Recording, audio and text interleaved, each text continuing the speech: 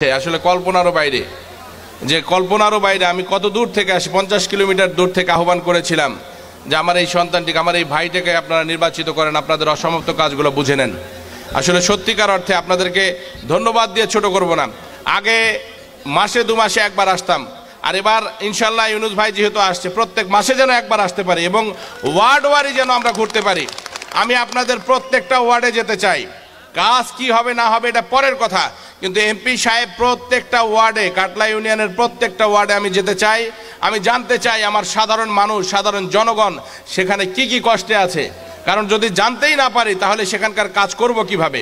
আমার বিশ্বাস যে প্রত্যেকটা ওয়ার্ডবাসী আমার এই নতুন নবাগত চেয়ারম্যানকে আপনারা গ্রহণ করবেন এবং আমাদেরকে আমন্ত্রণ করবেন, ভালোবেসে আমন্ত্রণ করবেন। আমরা আপনাদের কাছে যেতে চাই, আপনাদের দুঃখ দুর্দশার সঙ্গে একটা দিন কাটাতে চাই এবং আমরা যতটুকু আমাদের সামর্থ্য আছে সেখান থেকে পর্যায়ক্রমে আপনাদের প্রত্যেকটা কাজ আমরা করতে চাই। আসলে আমার 2টা প্রোগ্রাম এখনও খানপুরে আছে, একই দিনে 2 চেয়ারম্যানের সম্বর্ধনা। ভাই একটু মিস্টেক করে ফেলছে, আসলে 28 তারিখ ওইটা করলে ভালো হতো।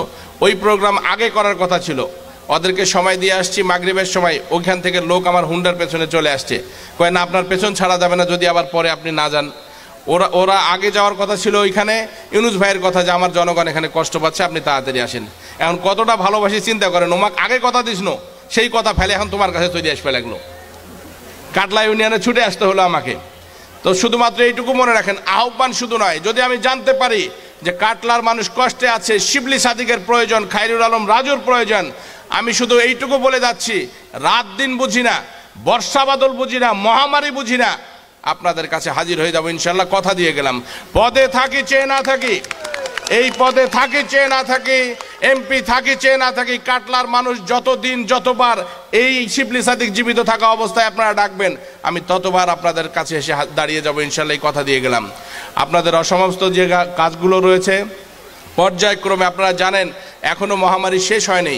ওমিক্রন নামে যে ভ্যারিয়েন্টটা ছড়িয়েছে সারা বিশ্বে, এটা ভয়াবহ না হলে এটার স্প্রেডের মাত্রা অনেক বেশি, এটা বেশি ছড়াচ্ছে, বিশেষ করে শিশু এবং বৃদ্ধ লোকের আক্রান্ত হচ্ছে। আমাদের দেশের উপরে আল্লাহর অশেষ রহমত আছে, আমাদের জাতির জনকের কন্যা জননেত্রী শেখ হাসিনার নেক দৃষ্টি আছে বলেই আমরা কিন্তু এখন পর্যন্ত খুব ভালো আছি। বিশ্বের অনেক অনেক দেশ কিন্তু ইতিমধ্যেই হাজার হাজার শত শত ফ্লাইট ক্যান্সেল করে দিয়েছে, মার্কেট বন্ধ করে দিয়েছে, সরকারি কার্যক্রম বন্ধ করে দিয়ে লকডাউনের কাছাকাছি চলে গেছে।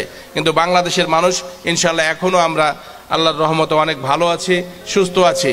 তা আমি আর কথা বাড়াতে চাই না, অনেক কথা হবে আপনাদের সঙ্গে। এরপরে যেটা কথা বলতে চাই সেটা হলো উন্নয়নমূলক যে কথাগুলো দিয়েছিলাম, সেই কথাগুলো যেন আমরা রাখতে পারি এবং আপনাদের দুঃখ দুর্দশা লাঘব করার মাধ্যমে, আমাদের কথা বাস্তবায়নের মাধ্যমে আপনাদের সঙ্গে যেন আজীবনের একটা সম্পর্ক আমরা তৈরি করতে পারি, এই আশাবাদ ব্যক্ত করে নবনির্বাচিত চেয়ারম্যান এবং সকল ইউনিয়ন পরিষদের সদস্য এবং নাগরিক কমিটির যারা আজকে আপনারা সম্বর্ধনা দিচ্ছেন, উপস্থিত সাধারণ জনগণ, আমার মুরব্বী ভাই, মা ও বোনেরা, সকলের মঙ্গল কামনায় আমার কথা এখানে শেষ করলাম।